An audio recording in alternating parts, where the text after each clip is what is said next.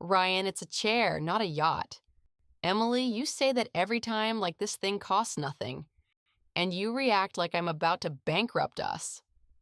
And in that moment, they both already know exactly where this is going. He's going to decide again that she spends too easily. She's going to decide again that with him, every purchase has to be defended. And the worst part is, they're not actually broke. Together, they make a solid income. And yet, by the end of every month, it still feels like the money is somehow gone again. And at that point, this is no longer about the chair. They have one life, but two completely different money mindsets. On Monday, Emily orders dinner because they're both exhausted after work. Not something quick and cheap, just something decent. And suddenly, a normal weeknight costs $78. To her, it's just dinner. On Tuesday, she spends $22 at Starbucks. It's just coffee and something to eat. Then a $48 Zara order shows up. It's just one thing. And on Wednesday, they stop at Target for a new kettle. But within a few minutes, Emily is heading to checkout. Not with a kettle, but with a whole cart full of little things for the house. A candle, new containers, a nice towel, some other thing that realistically they could have lived without. And altogether, it's already $64. Ryan looks at the cart and says, "We didn't even come here for this." Emily says, "It's just stuff for the house. It's not some crazy purchase." And to Emily, almost every purchase like this sounds small, normal, and completely justified. Then on Friday, Emily sends him a hotel for a weekend trip. It's not a vacation, it's just a couple of days to breathe. Ryan immediately says it's going to cost more than it looks. She says they can't keep living from paycheck to exhaustion forever.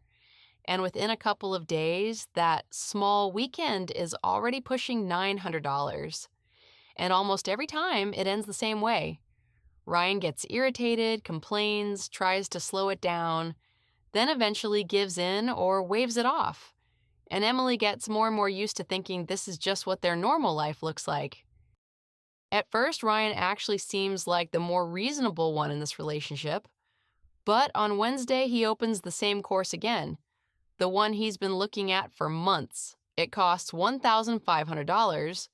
This isn't nonsense. It's something that could genuinely help him grow. Emily says, "You've wanted this forever. Just buy it already." Ryan looks at the price, stays quiet, closes the tab, and 10 seconds later, he's already lost in YouTube. On Thursday, a faucet at home starts leaking. Emily says, "Let's just call someone." Ryan says, "It's nothing, I can handle it." If they called someone right away, it would be around $180.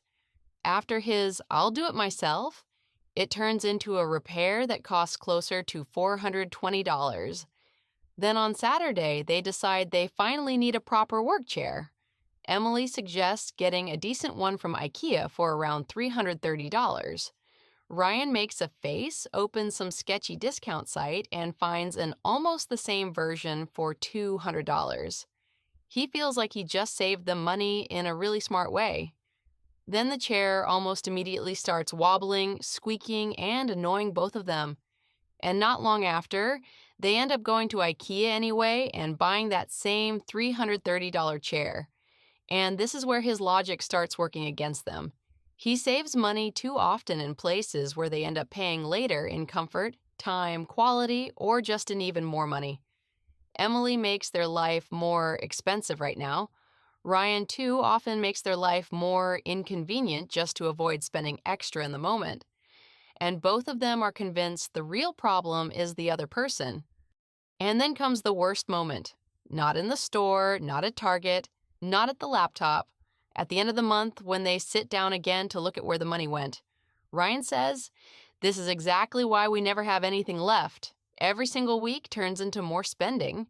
Emily snaps right away. "Seriously? So I'm the problem, not you? The one who can't even buy himself a course and somehow turns a leaking faucet into a repair that costs twice as much?" Ryan says, "At least I'm not turning every week into another excuse to buy something." Emily, "At least I'm not turning every single purchase into a mini disaster." And this is where everything breaks. Each of them is already convinced they're the reasonable one. To Emily, Ryan is the kind of person who makes her justify every normal purchase. To Ryan, Emily's the kind of person around whom money disappears way too easily into a life that feels nice, but costs too much. They're not trying to build one system. They're trying to prove the other person is the real problem. Together, they make about $8,600 after taxes.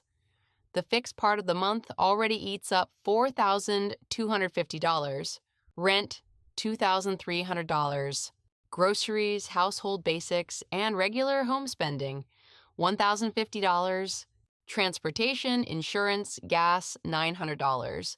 So after the basics, they still have $4,350 left. And at that point, it feels like something should be left over.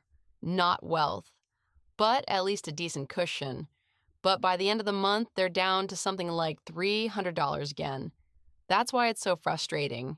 It's not that they make catastrophically little money, it's that they still don't feel like they're becoming more stable. On paper, everything looks fine. But without one shared system, even a decent income never turns into savings or security. If Emily and Ryan actually started acting like a team, their month would look completely different. After all the fixed expenses, they still have $4,350 left. And from there, that money is assigned in advance. For example, $1,000 goes straight into savings, another $500 goes toward growth, then a $1,500 course no longer feels like a catastrophe. It just requires planning, and they would also have a clear amount set aside for life right now. Food, home, small, enjoyable spending, something like a short weekend away. Not because everything else has to be banned, but because it shouldn't be allowed to quietly eat everything with no plan. And one more rule. Anything over $250 gets discussed in advance. Not after the purchase, before it. If you're in a relationship, next time try to notice not just what you're spending money on, try to notice what's underneath it too. Sometimes one person is trying to protect the feeling of a normal life right now, and the other is trying to protect the feeling of safety. And if that never gets turned into one shared system, a couple very quickly starts living in this mode. One person is always trying to finally live a little, and the other is always trying not to let anything go wrong. From the outside, it looks like a fight about a chair, a weekend, or some random purchase. But underneath, it's the same conflict repeating itself again and again. That's why the most important conversation in a relationship does not sound like this. Can we afford this? It sounds like this. What do we want our money to do for us right now, in a hard season, and a few years from now? That's where you stop being just a couple sharing a life and start becoming a real financial team.